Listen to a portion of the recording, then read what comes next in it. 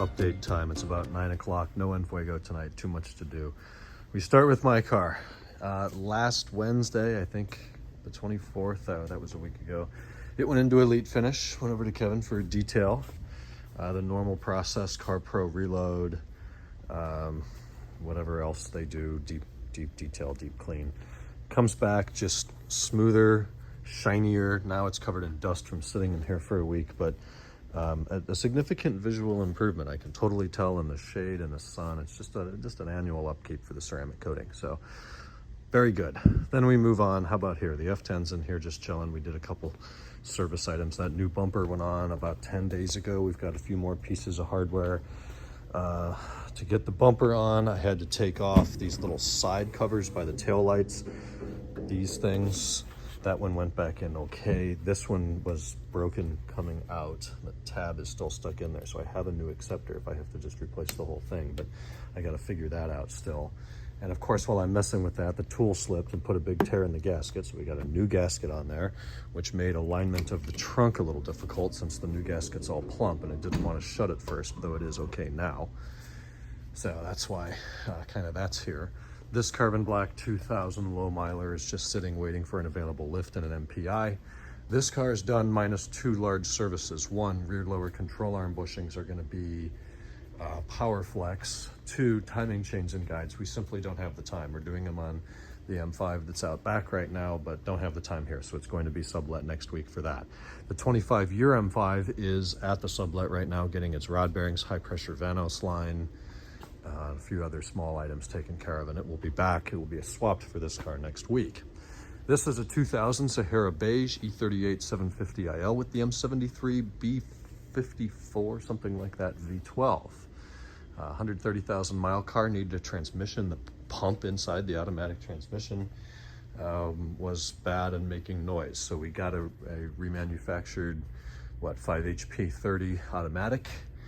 And it's been a whole process there. Exhaust comes down, heat shields, drive shaft, new transmission's in. Of course, before we got the transmission in, we're looking around in there and found he wanted to do the remain seal, so we did that, but the remain seal was all corroded from that coolant cover on the back of the block leaking down.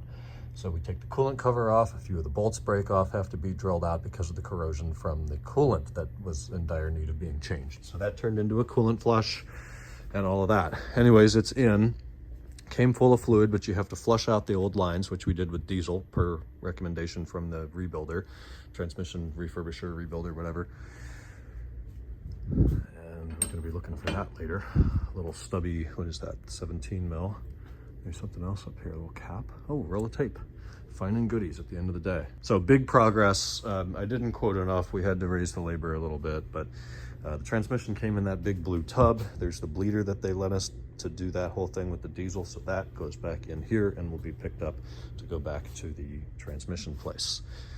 Otherwise, tomorrow it's just a matter of, they said we have to be sure to check the software on the EGS transmission control module and make sure it's up to date to work with this rebuilt transmission, so we got to do that.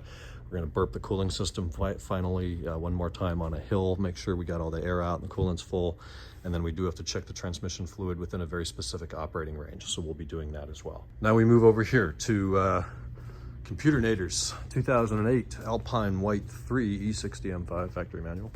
It's got its wheels on. We had to reassemble the front suspension. Nothing is torqued. It's just all in there nice and tight right now so we can get the car off the lift because we've got 2 MTECs here.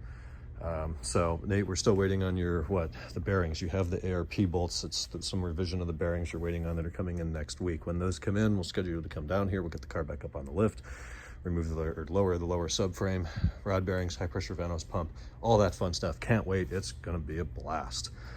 Otherwise, I'll have to visit your work order again. All the cheap, easy, quick things are done. The struts are done. The struts are in. The rear control arms, I think you had us do those. If you did, I don't remember. These all run together. They're in and done, but not torqued at right height because we needed to get it at right height by putting the front suspension back together, and we're close to that. So obviously, we've got the EDC pieces to go. Still has the little protection cap in there. Top nuts are torqued on the struts, just keeping the battery charged up right now. But we've got the big project looming here, and I will put that lid back on tonight. Then this thing came in missing on cylinder 2 and multiple cylinders was the code. It's an 03540 MTEC, add 100 and garble 110,000 1,000 miles, something like that. So we figured we needed to replace the spark plugs. So we opened up the covers on the engine. Spark wells are completely full of oil. Coil packs are just swimming in water. So we did plugs, we did coils. Car ran great. He drove it home 30 miles the next day, no problem. The following day, when cold, misfire on cylinder 2, misfire on multiple cylinders. So it's back with the same codes, even after fresh plugs and coils. So we smoke tested the intake, found a tiny little leak at the throttle body gasket where it goes into the intake manifold. So we replaced the O-ring and that gasket, profile gasket for the throttle body. Codes are still there. Tested about everything you can think of. Worked through the test plan, checked the fuel pressure, checked everything, swapped coils and plugs around between cylinders, same codes return. It's bizarre that it's complaining about cylinder 2 when cylinder 5 roughness is off the scales and cylinder 2 is in spec. Cylinder 7 roughness is a 0. Everything else is some number between 0 and 100. So I have diagnosed it as a bad DME. We've purchased a used one. We put it in. We tried to start it. It cranks, won't start. It's in the tampering activation mode, whatever. So we took it to the sublet. They're coding it to the VIN. Actually, they're just cloning all the software and data from the old module to this one, the old DME to this one, which should allow us tomorrow to pick it up, put it in, get it started and running, and see if our codes disappear. If it is, that'll be the first ME 7 point whatever DME that we've had to change. If not, it's not terribly expensive. Once that's done, this car is out of here. We've done the fan and fan clutch too. I got to talk to him about power steering lines. Now, up here, we've got another 03 540 on tech. This one is also an automatic, but a black interior, I think, sterling gray. It's in for some suspension work. So we've replaced the front wheel bearings, the outer tie rods, the inner tie rod, the idler arm is new, all of that's torqued. These control arms are new with Miley HD arms. Still have to torque at ride height, and then obviously the covers or the brackets for the sway bar have to go on, and then our end links will be reattached as well. I don't remember, those don't look brand new, but they're not too old. So we've got to do rear control arms in this and alignment. Really, it's suspension stuff. It's not really a driveline job, so the exhaust and drive shafts stay in. That's what's going on here. There are 4 cars outside, which I am not happy about, and I'm not going out there right now for an update because it's dark and creepy out there. But we're just kind of every week I come away with the same thought that we're as busy as we've ever been, and I'm trying my best not to take in new projects, but some of these are coming back. Like this guy's long-term customer of ours, kind of a friend in the area, and we want to get him taken care of and get the car fixed up and running well. So that's why it's here and inside the shop, because he takes amazing care of that car. Here is one of 2 of the last standard E39 bumper covers about to go on my Sterling 540, and that's because the one on there has all of its holes washed out. This is all cracked and scraped way beyond just a respray.